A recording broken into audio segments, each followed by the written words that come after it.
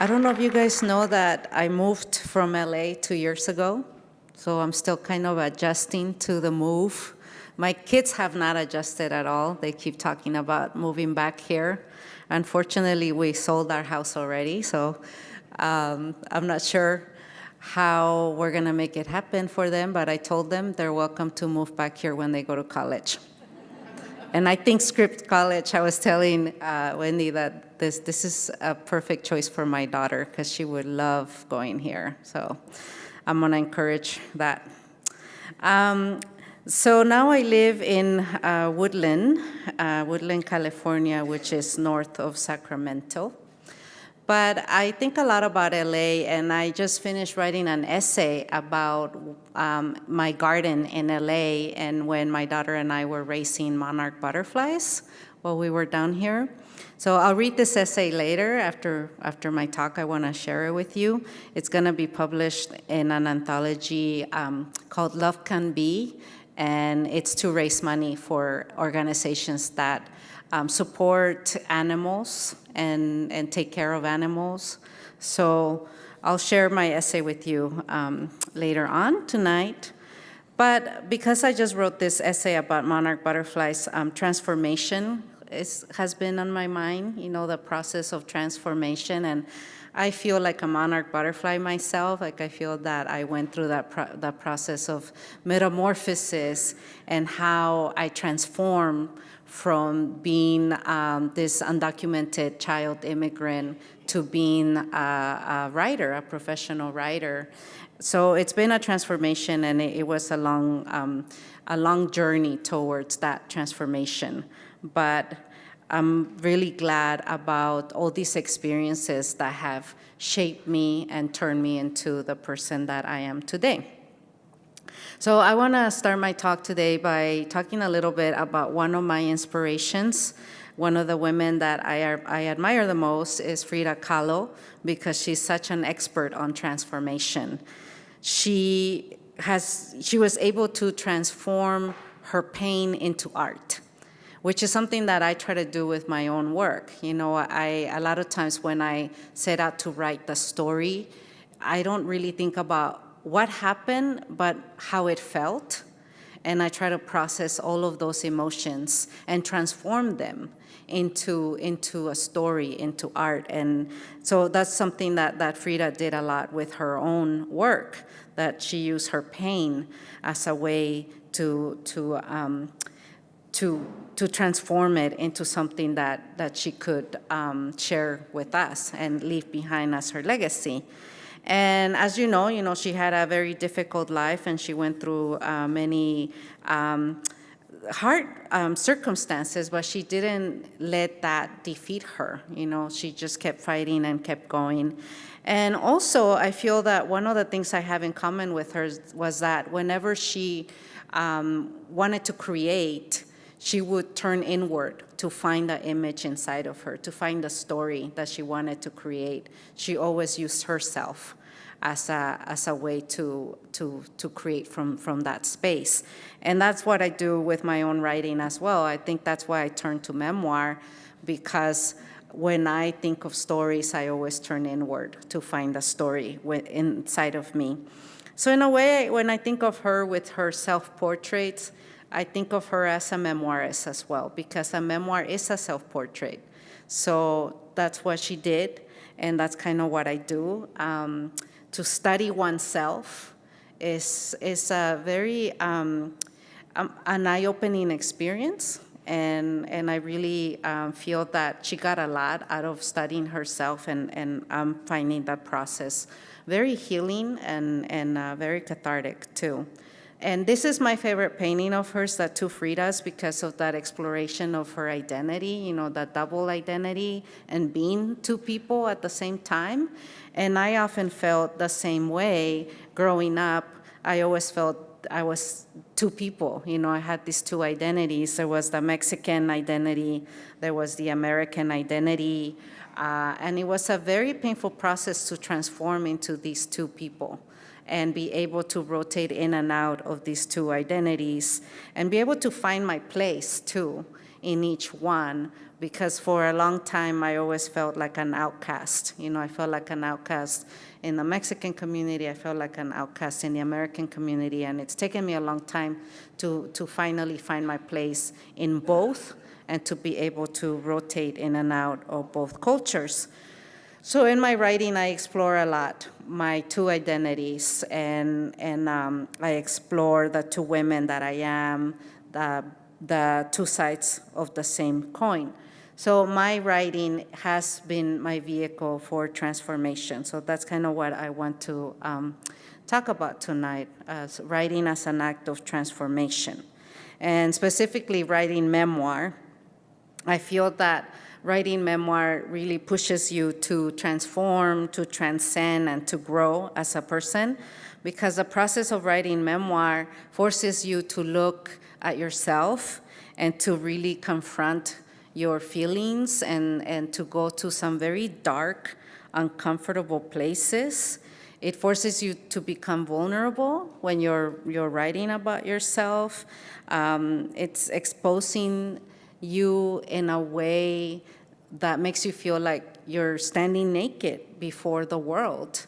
And as you write about yourself, you go through this process of learning how to love yourself with all of your imperfections, and learning how to take pride in all of the experiences that have shaped you into who you are. It teaches you to look at your scars and to see them as a source of pride instead of a source of shame. So this is why, for me, writing memoir has been such a wonderful experience, a growing experience, transforming experience, and it helps me to stand in my truth and to stay connected to my soul and my spirit, and to be able to live my life in the healthiest way I can possibly live it. So I was 13 when I started to write. And the reason why I began to write at this age was because I felt I was trapped in my trauma, but I didn't know I was traumatized. I didn't have the words PTSD and depression and post-traumatic stress disorder, anxiety, all these things. Those were not part of my vocabulary, so I didn't know that that's what I had. I just felt that I was trapped, and I wanted to figure out how I could break free from these feelings that I had. And I started to write as a way to transform my feelings, and I learned to express my feelings through stories. So transforming my feelings into stories helped me to understand the world around me. A lot of the things that I was dealing with was, very traumatic experiences. I don't know if you guys have had a chance to read The Distance Between Us, but I write about my childhood growing up in poverty in Mexico. I write about my father leaving, and then my mother leaving our hometown of Iguala to escape the poverty and to come to the U.S. to find work. So I write about, those years of my life of being caught in this situation that a lot of times I felt helpless, and I felt that I couldn't have control over what was going on around me. I was dealing with a lot of trauma of being, suffering from family separation. So I write a lot about those feelings of growing up without my parents, and how my siblings and I had to learn to look out for ourselves. But there's always been that need inside of me to write about this experience, because it certainly left a big hole in my heart, not having my father, not having my mother beside me in those crucial childhood years when I most needed my parents. So I write about those feelings of separation, of feeling abandoned, and my fears of being forgotten and being replaced. So during the time that my parents were gone. My siblings grew up, and we celebrated a lot of Mother's Days and Father's Days without our parents, and we celebrated Christmases and birthdays without them, and school events, parent conferences that they were not there for. So these are some of the things that I was struggling with as I was growing up. And then, of course, one of the most traumatic experiences that I had was crossing the border. When I was 9.5, I found myself face-to-face with that border that had separated my family for so long. And that experience of crossing a border and the act of crossing a border illegally, how that affects you and the way you see yourself. And definitely from that moment on, from the age of 9.5, I became a criminal for breaking U.S. law. So these are some of the things that impacted me a lot as I was growing up. Coming here to the U.S. to live with my father, whom I hadn't seen in 8 years, was another traumatic moment for me, because my father was a complete stranger to me. And definitely the family dynamics was something that I was struggling with.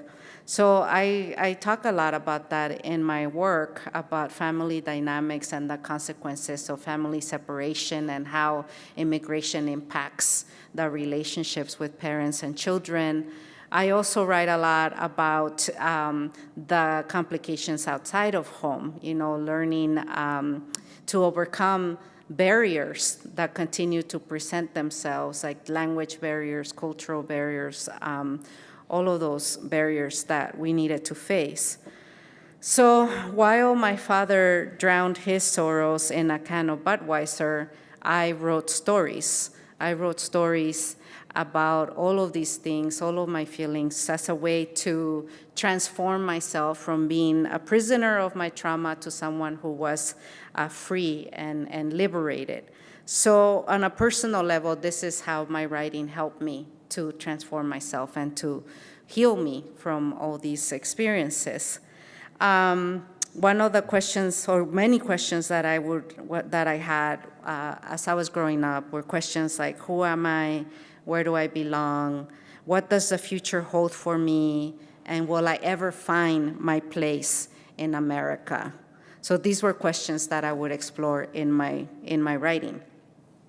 So even though I started writing when I was 13, I never considered myself a writer. And I certainly never imagined that one day I was going to be a published author, a professional writer.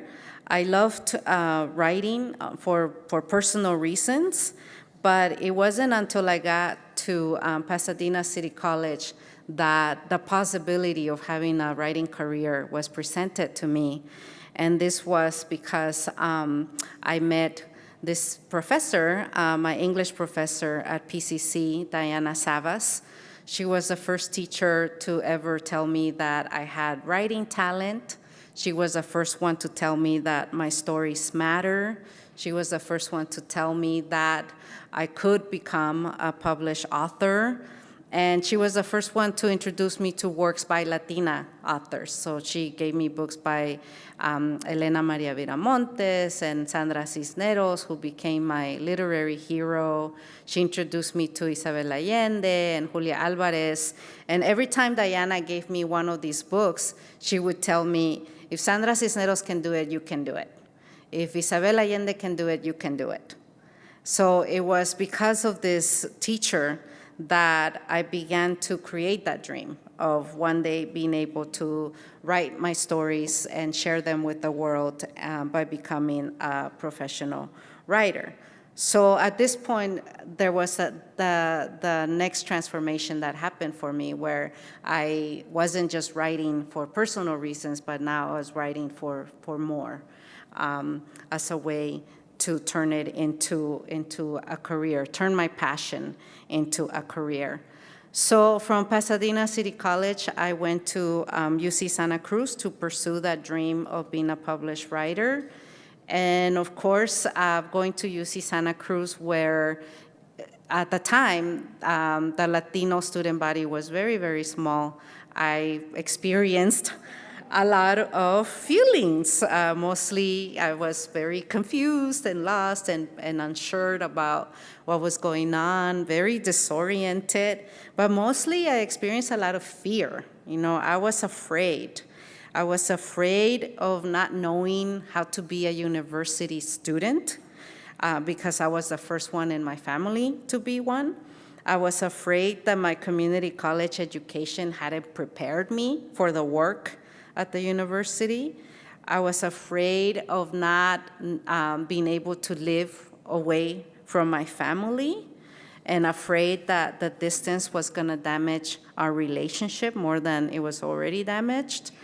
I was afraid of having to go back to LA with nothing to show for my college education. No diploma, no job, nothing but a mountain of debt and unfulfilled dreams. And I was afraid of not being able to make Santa Cruz my home and a place where I felt that I belonged. So these were some of the fears that I was experiencing. And of course, some of the challenges that I faced while I was there was just feeling a lot of isolation. I felt lonely, and I felt misunderstood. I was in the creative writing program. I was usually the only Latina in the program in my creative writing classes. And because I was the only Latina in my creative writing classes, it made me feel very alone. And my teachers and my peers didn't understand the stories I was writing about. I was writing about poverty. I was writing about walking to school barefoot because we didn't have shoes to wear in Mexico. I was writing about oppression and separation and growing up without parents and all of these things. And my teachers would always say to me, "Reyna, you have a wild imagination." And so I was constantly having to fight for my stories. And looking back on it, I'm actually grateful for the experience because I learned how to fight for my stories during this time. And I learned how to prepare myself for rejection, which in the writing world, rejection is part of that reality. But so this is where I learned how to fight for the stories that matter to me and to really stand up, for these experiences that I wanted to capture on the page. So one of the things that really helped me overcome this isolation was that I met this teacher, Marta Navarro, who then became my mentor. She was a Chicano studies teacher and the Spanish teacher. And it was Marta who was constantly telling me that I didn't have a wild imagination, that it was my truth, what I was writing on the page, and that I shouldn't let anybody, question my truth, but fight for it. And the other thing that Marta did for me was that she also taught me that I needed to stop feeling that I wasn't Mexican enough or American enough. And one of the things that she said to me that was very, very powerful was that she told me that I am actually the opposite of not enough. And she said to me, "You are now bilingual, bicultural, and binational. You are not less, you are more." And I began to think of my transformation, of my transformation as somebody who had become twice the girl I used to be. And it was thanks to her that I began to celebrate then these two identities and to stop seeing myself as not enough, but actually as more than enough. So I had, these two great teachers that were part of that transformation, and thanks to them, to Diana and Marta, I was able to become the first in my family to graduate from a university and get a college degree. And I graduated, and it took me several years to fight for my dream of becoming a published writer, but it finally happened for me. And I continue my transformation, the transformation of going from who I used to be to now becoming this person I have been very fortunate that thanks to Diana and how she pushed me to read all these Latina writers, and she helped me to find these literary heroes and people to look up to. I've been able to meet some of them. So 2 years ago, my dream of one day sharing the stage with Sandra Cisneros came true, and I was able to have an event with her. And I felt I was dreaming. I kept pinching myself because I thought I was dreaming. Diana introduced me to the work of Isabel Allende, and little did she know that one day I was going to share an editor with Isabel Allende. So my editor is Isabel's editor. So I'm going to brag about it because I'm very proud of that. So this is my editor with Isabel. And then my teachers have continued to witness my transformation. You know, they came to my wedding, and they have seen me become a mother. And one of the things that have continued with this transformation was that 2 months ago, I went to UC Santa Cruz, and I saw this banner of me.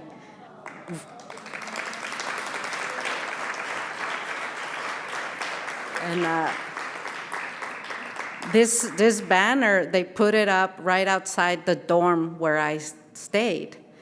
And I kind of felt like I had come full circle, because I remember when I was standing looking at that banner, I remember arriving at the school, pulling into that parking lot, being afraid of not succeeding, being afraid of not accomplishing my goals and failing.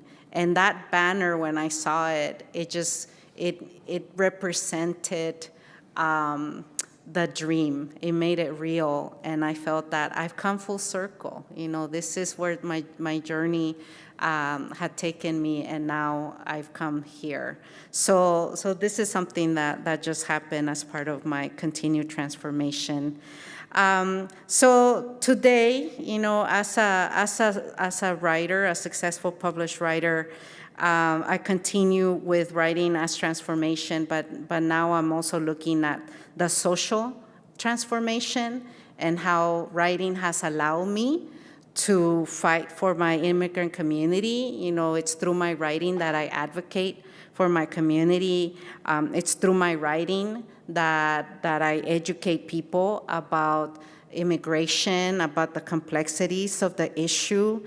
Writing has been a vehicle for social change for me.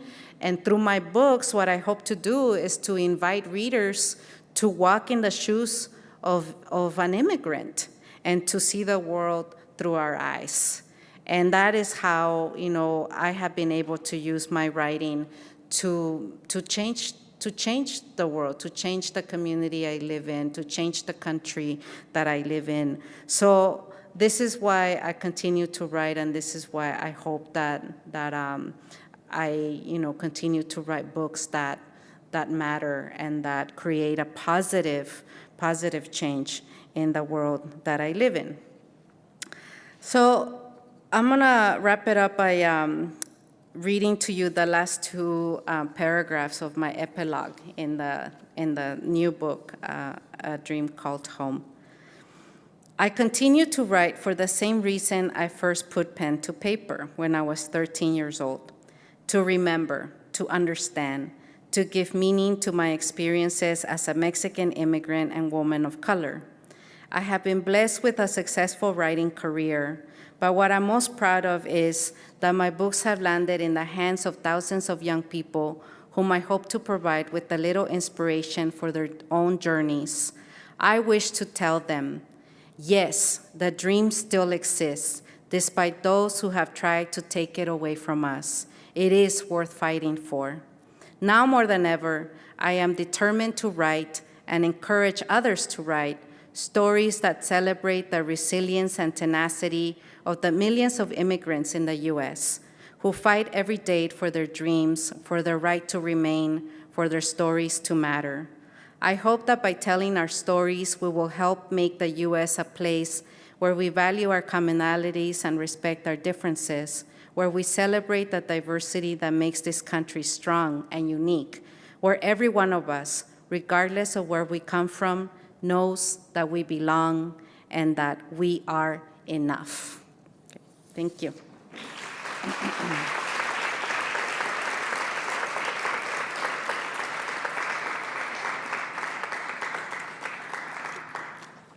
So when I was living in LA, my daughter and I began to raise monarch butterflies. And this is my daughter. And that's the advantage of living in LA with this beautiful weather, is that you get a lot of monarchs here year-round. So I wrote a story about this experience of raising monarchs with my daughter. And so I want to read this essay to you. It's called A Migrant Story. Every year, millions of monarch butterflies migrate from Canada to Mexico, where they spend their winters. They face many perils along their 3,000-mile journey: unpredictable weather, pesticides, low supply of milkweed, loss of habitat. Despite the traumatic experiences before, during, and after the journey, the monarch knows that its migration is the only way to ensure the survival of the next generation and the next. As a former undocumented immigrant, I have long admired the monarch butterfly's will to live. For the monarch and for me and for the millions of people in the world forced to leave their homelands, migration is an act of survival. The monarch butterfly has become a powerful symbol for the undocumented immigrant community. It serves as a reminder that every living thing on earth deserves to thrive in peace and harmony, that for both insect and human, migration is not a crime, but a necessity. In my garden in Los Angeles, I planted milkweed and other flowering plants to provide a safe haven for the local monarch population and do my part to protect this magnificent creature.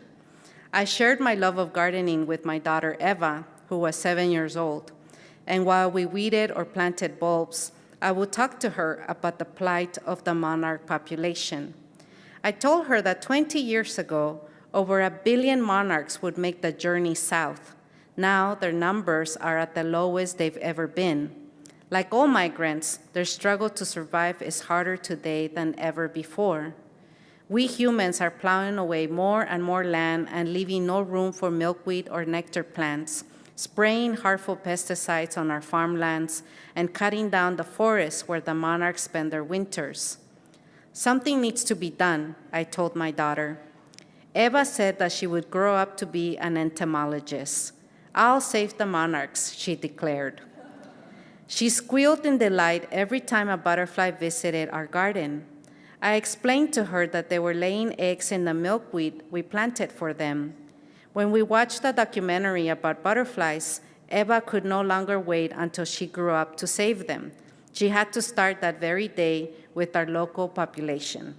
She wanted to carry out a rescue mission to save the monarchs from the only threat she could see in our pesticide-free garden: predators. Eva and I began to gather the milkweed leaves that had tiny eggs attached to their underside and put them in containers, safe from the spiders and praying mantis that lived in the garden. Once the caterpillars were grown, we transferred them to a butterfly habitat where they pupated before our eyes. Those 3 minutes of watching a yellow, black, and white striped caterpillar transform into a brilliant emerald green chrysalis were magical. We gasped at seeing the tiny gold spots and a golden ring shimmering around the chrysalis. Eva kept a journal where she wrote down every detail, and she learned to predict when the butterflies would be born.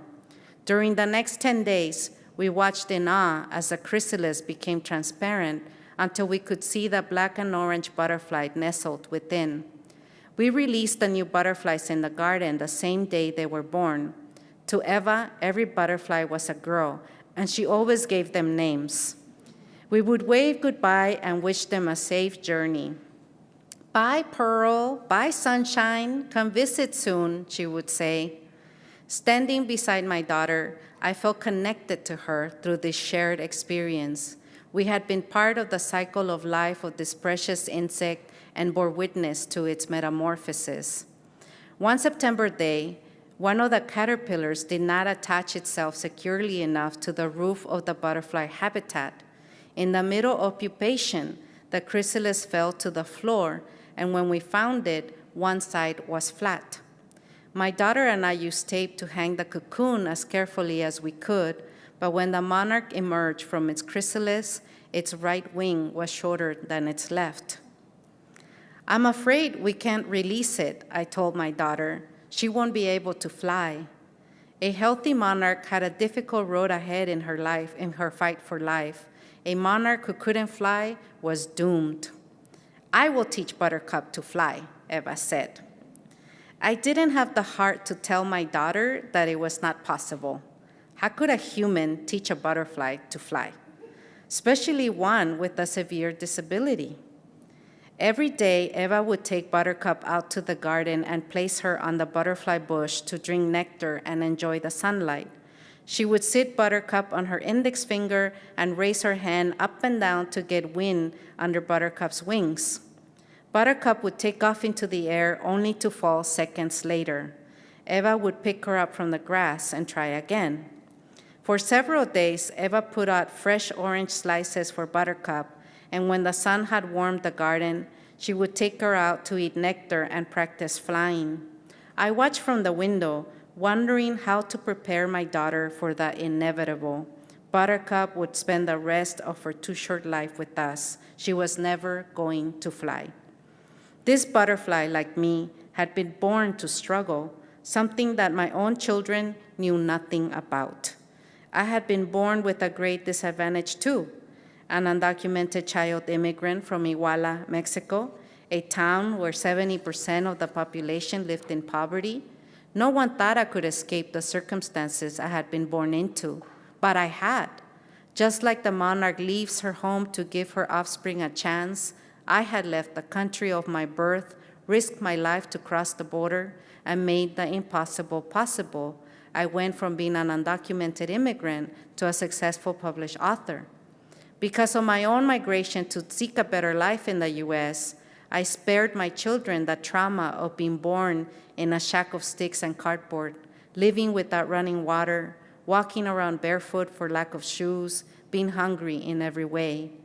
I spared my children the trauma of running across the border, the paralyzing fear of being caught and sent back, or worse, of perishing in the act of crossing. My children will never know what it's like to be labeled a criminal for simply wanting a better future, a chance to dream. They will never know the stigma of growing up undocumented, the trauma of trying to hold on to your roots while trying to assimilate into a new culture. They won't know the searing pain of a heart as it cleaves into two, fighting to maintain its Mexican identity while transforming into an American. Like my story, the monarch story is one of struggle and survival. As I watch my daughter share the fight with Buttercup and learn of perseverance and faith, I hope that her love for this butterfly would be the magic formula that would help Buttercup fly. A few days later, from the living room window, I watched my daughter do her usual routine. When she placed Buttercup on her finger and raised her hand up in the air, Buttercup took off from Eva's hand and soared into the air. I was expecting her to fall back down, but this time she did not fall. She flew across the garden and over the neighbor's fence.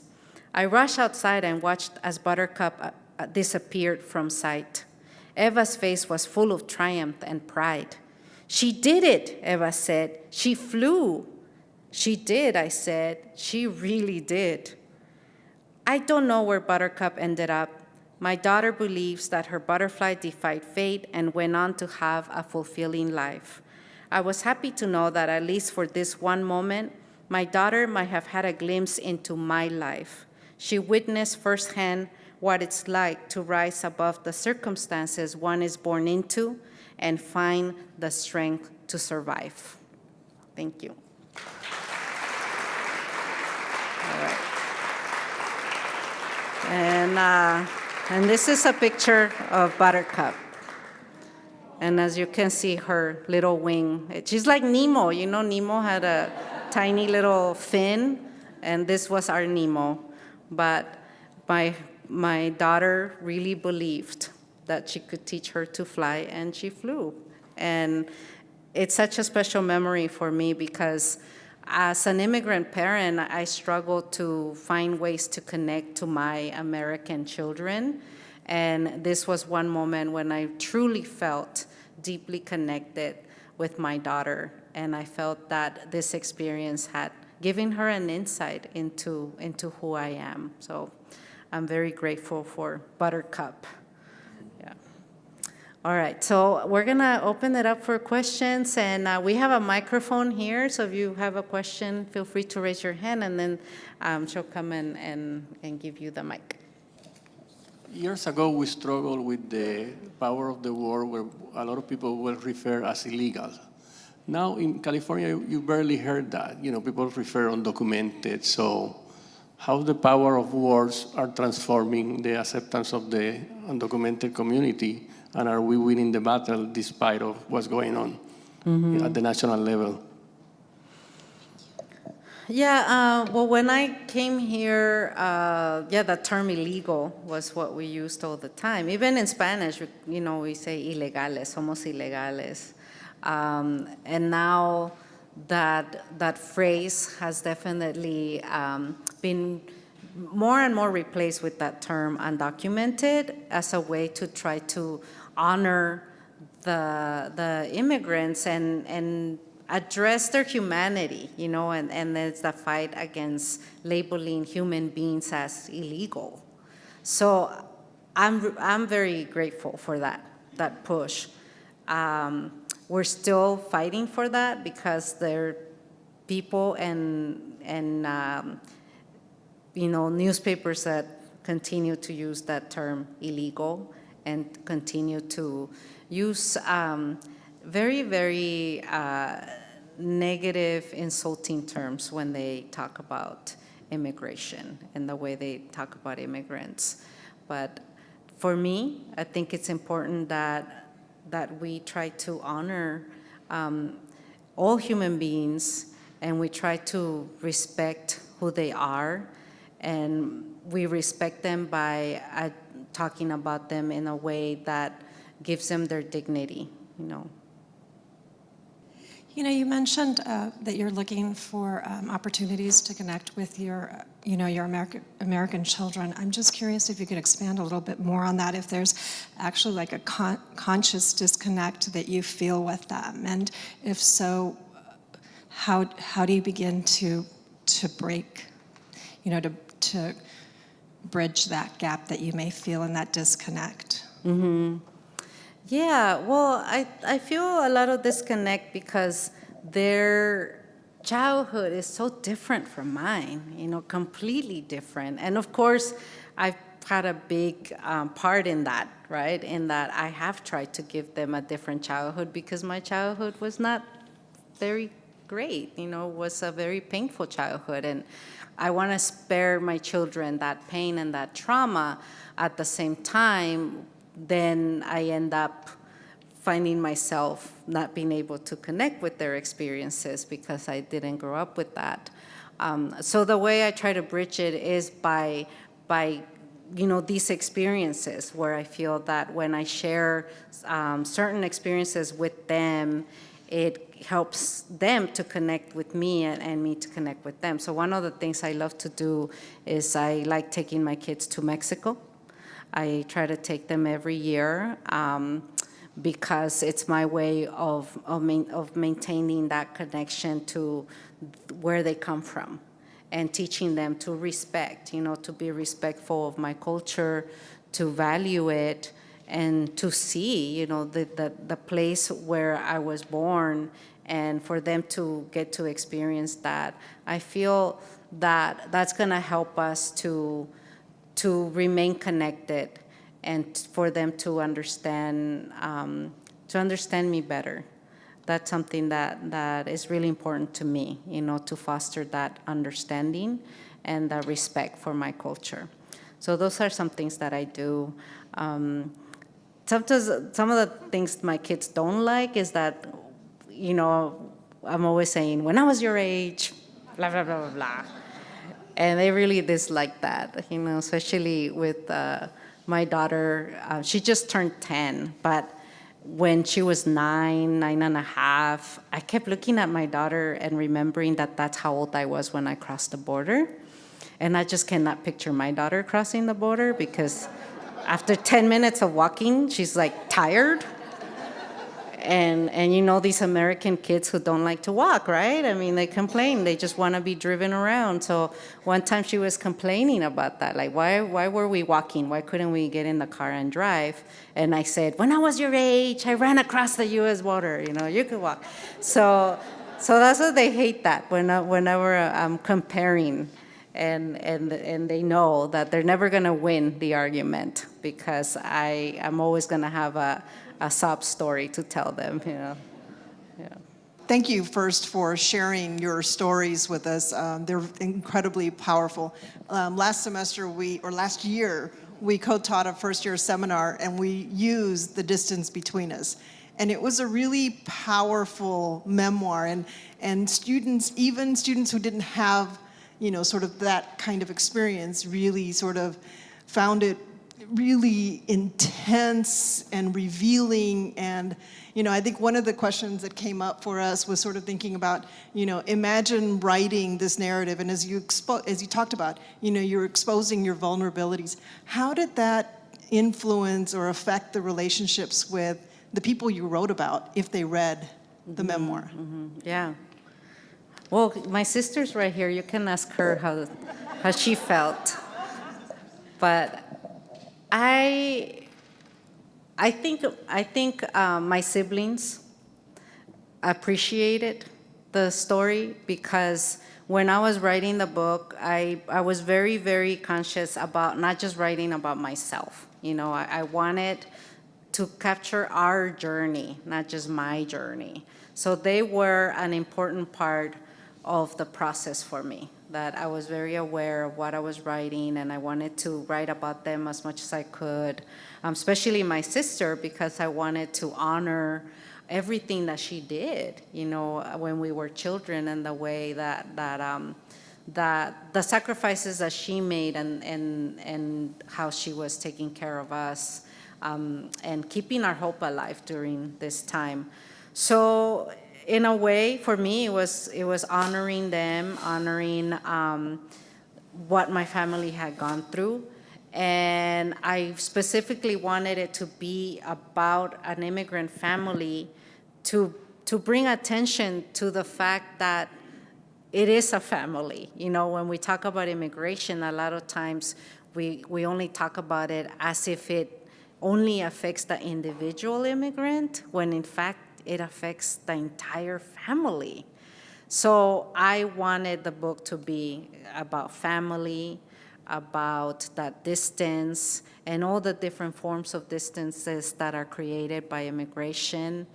I wanted to bring up that experience of children, especially in a moment like now, that we've been talking so much about our immigrant youth, and yet we haven't really been able to do right by them and to fight for them and to really open the door for them and welcome them. And I wanted to write about the experiences of children and how we're caught up in this situation and how it affects us.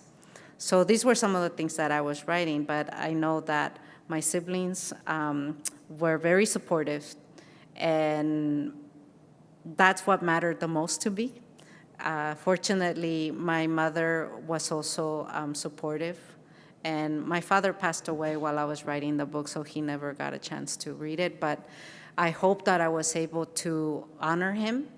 And even though I wrote about some very difficult things about my dad, and I wrote about his flaws, I was also trying to show the good things about my father, and to show how much I appreciated the many gifts that he gave to me. Irene, I have a question for you, a writing question, actually. You talked about vulnerability of a writer and overcoming that. Mm-hmm. How long did that take you to overcome it? And where were you when, did you have an epiphany, a revelation about allowing yourself to be vulnerable when you write a story? Yeah, it took me a while to overcome that fear of letting myself be vulnerable. And that's why I wrote a lot of fiction before I wrote the memoir, because every time I set out to write a memoir and really like dig deep and write about myself, I would get scared. And I would say, no, I'll just turn it into a novel. And that way I created a character to stand in for me, and I hid behind the fiction. You know, that's what I was doing. I was hiding behind the fiction. So at some point I told myself I need to stop hiding, because if the reason why I'm writing is to heal, I cannot heal if I'm hiding. And that's when I finally made the decision to write the memoir and to become, you know, exposed and vulnerable. And it was very scary, you know, very, very scary to do. But I pushed through it and I did it. And one of the greatest surprises that I've encountered by writing this memoir is that then other people tell me that when they read my book, it inspires them to also become vulnerable and to also, you know, expose themselves.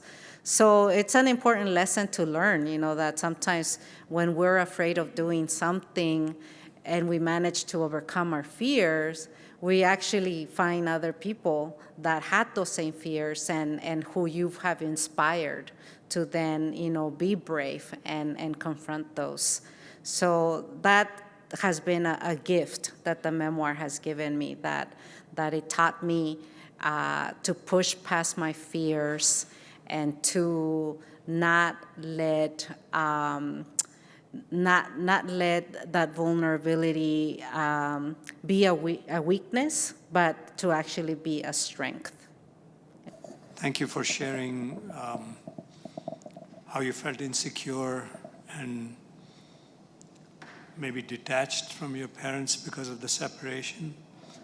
I also gathered that the two mentors were instrumental in overcoming some of that. My question is, if you have fear right now, what kind of thinking and writing allows you to then overcome that fear? I think fear is part of the human experience. We're always going to encounter it, but I've gotten better at overcoming it, because every time I face my fear and I overcome it, then it gives me confidence to keep doing that. So I have come to a place where I'm not afraid as I used to be. And it's a good place to be. And to also, I have learned to transform, you know, speaking of transformation, to transform the fear into something positive. I also learned to transform my rage into something positive. Because whenever I feel angry about what's going on in the world around me, that anger, that rage, I use it as fuel to keep writing and to keep fighting hard to make a difference in the world that I live in. So I think instead of us trying to suppress all these feelings, we should address the feelings, allow ourselves to feel those things, and channel them into positive things. And we all have the power to transform the world by using these feelings that we have as human beings. So don't be afraid of what you feel. Instead, embrace it and transform it into something beautiful and positive.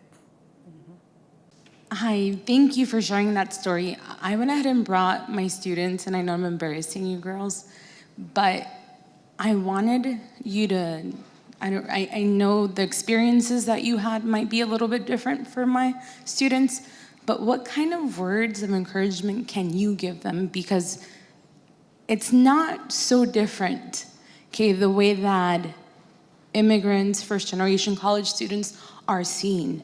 And I know that sometimes we can't relate with teenagers, okay, and the way that they feel, what they see on social media, And so it's just, I want you to, if you can, give them some words of encouragement. Yeah, for me, one of the things that helped me when I was a young woman trying to find my place in the world was to be very conscious about what kind of life I saw for myself, what kind of future I wanted. And I had that future in my head, and I visualized it, and I thought about it all the time. And that every single choice I made was towards that future.